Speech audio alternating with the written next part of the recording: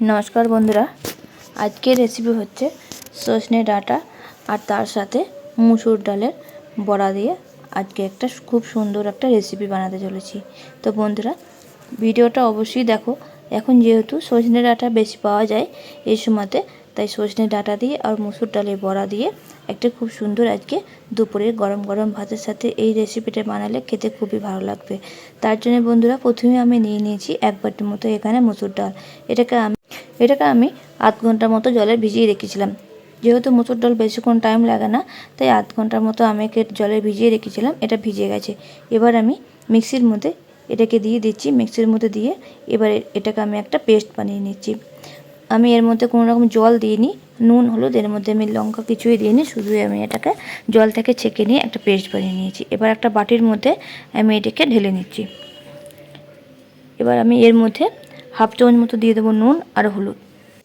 এবার আমি এর মধ্যে দিয়ে দিয়েছি হাফ চামচ মতন হলুদ আর আমি দিয়ে দিয়েছি হাফ চামচ মতো নুন আর হলুদ দিয়ে এটাকে আমি ভালো করে ফেটিয়ে নিচ্ছি।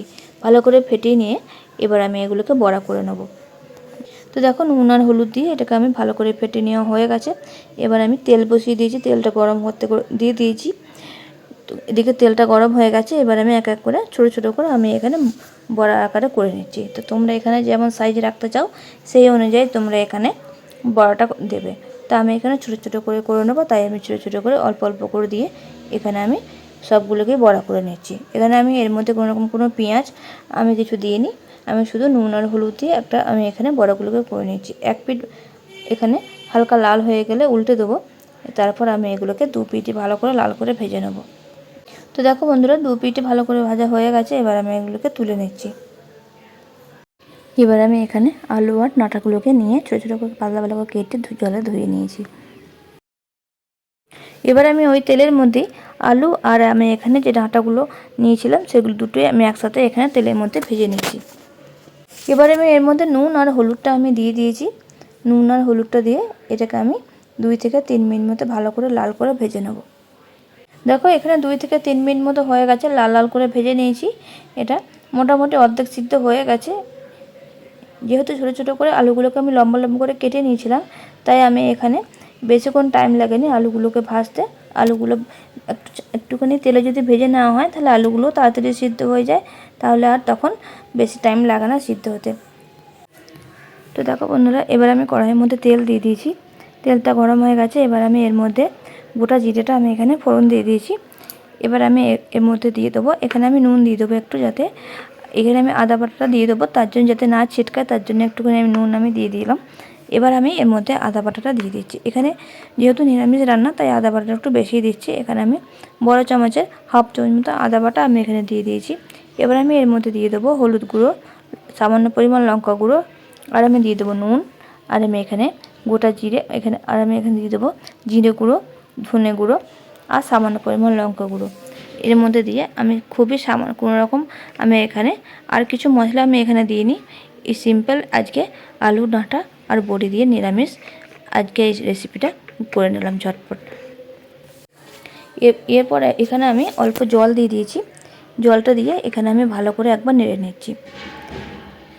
এরপর 1 থেকে 2 মিনিট মতো নেড়ে নেওয়া হয়ে গেলে আমি এবার এর মধ্যে দিয়ে দেবো, এর মধ্যে যে ভেজে তুলে রেখেছিলাম সেই আলু আর ডাঁটাটাকে এবার আমি এর মধ্যে দিয়ে দিচ্ছি। এবার আমি এখানে 1 থেকে 2 মিনিট মতো এখানে আমি এগুলোকে ভালো করে নেড়ে নিচ্ছি। 1 থেকে 2 মিনিট মতো ভালো করে নেড়ে নিয়ে এবার আমি এর মধ্যে জল দিয়ে দেবো। এবার আমি এখানে জলটা দিয়ে দিচ্ছি। যে থালায় তুলে রেখেছিলাম সেই থালাটা ধুয়ে ভালো করে এখানে আমি জলটা দিয়ে দিয়েছি।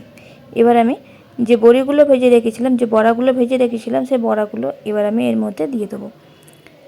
হয়তো তোমরা বলতেই পারো যে ফোটেনি, আগে থেকে কেন বড়াগুলো দিয়ে দিয়েছো, তাহলেও আমি এখানে দিয়ে দিয়েছি। এখানে দেখো ভাঙবে না, কিছু হবে না। এবার আমি এটাকে 2 মিনিট মতো ভালোভাবে ফুটিয়ে নেব। তো বন্ধুরা নামানোর আগে এখানে আমি হাফ চামচ মতো ভাজা জিরে করে উপর থেকে ছড়িয়ে দিচ্ছি। উপর থেকে ছড়িয়ে দিয়ে এবার আমি এটাকে নামিয়ে নেব। আশা করছি আজকের রেসিপিটা তোমাদের ভালো লেগেছে। নিরামিষ দিনে কিংবা যে কোনো দিনে তোমরা আজকের রেসিপিটা এরকমভাবে বাড়িতে বানিয়ে নেবে, দেখবে খেতে ভীষণই ভালো লাগবে। আশা করছি আজকের রেসিপিটা তোমাদের ভালো লেগেছে। চলো তাহলে বন্ধুরা সবাই ভালো থাকো, সুস্থ থাকো। আজকের মতো ভিডিওটা এই পর্যন্তই।